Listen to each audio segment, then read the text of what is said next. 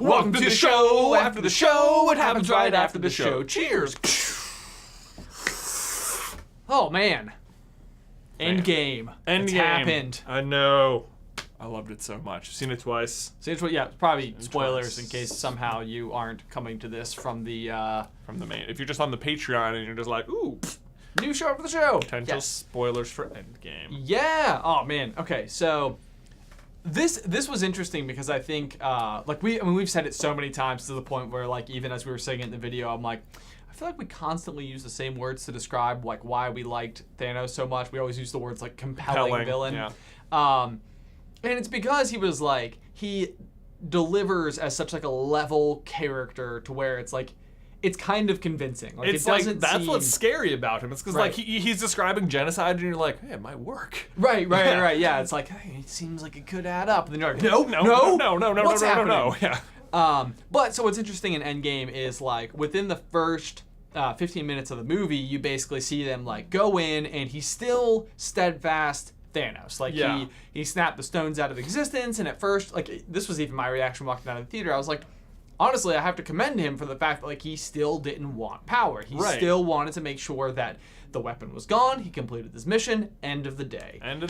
Problem is that it's such a short-sighted plan if you're not going to continue to monitor the situation. Right. Like it doesn't take that long cosmically for the populations to just replenish. Right, exactly. You know, like you've bought like 50, 100 years maybe, depend, you know, it's like that's nothing to the galaxy. Right. And that's the big thing too. And I actually personally was shocked when we like went back and we were starting to research like how long had it been since the population was halved. And it's like 50 years is insane. It's like I could not believe how much the population has grown literally like since our parents have been alive. Oh, I know. It's outrageous. And I mean, like, it's interesting because like of this specific time frame. Like if you were to take 50 years out of any other chunk of history, it wouldn't look so crazy. Sure. But like in the last 50, 70 years, like the world population has just been like whoosh, explosion. Yeah.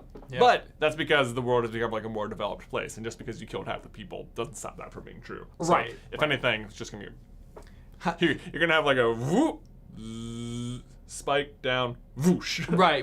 Yeah. You can just see it kind of like reset and do the same thing over again. Pretty much. But I feel like what was fun about this video was realistically, like I really just enjoyed talking about these population pyramids because it was interesting. It's super interesting, like how much you can tell about a country just based on what they look like. Right. Because obviously once upon a time the idea was that like you would have a bunch of kids and then like ultimately your kids would then provide like for your family unit. Like everything was very driven by like your specific family and that's sort of how you were able to like make sure that everybody was consistently taken care of. And like as time goes on and you can see it like with super developed countries, like it stops being the case. Like, like people become wealthy enough that they either don't need that sort of dependency, or children themselves become like this, you know, financial burden. Sure. Like it costs you more to have a kid than what you would ultimately, which is a weird thing to say. Like, but right. No, for sure. That's not why I had kids. But it is interesting, like, to the idea of even, like, having your kids not outnumber the parents, I guess is what basically happens. It seems like you get to the point where like two parents produce like lots of only children. Lots of only or two. Or two, they don't.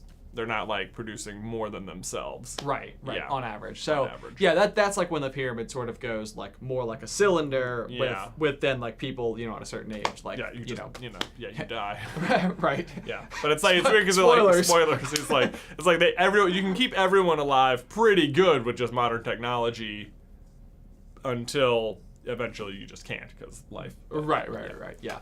So I don't know. This whole conversation topic was super interesting, and it was even interesting the way that like it permeated the office as we were writing it. Like sort of everybody had like their own inputs on,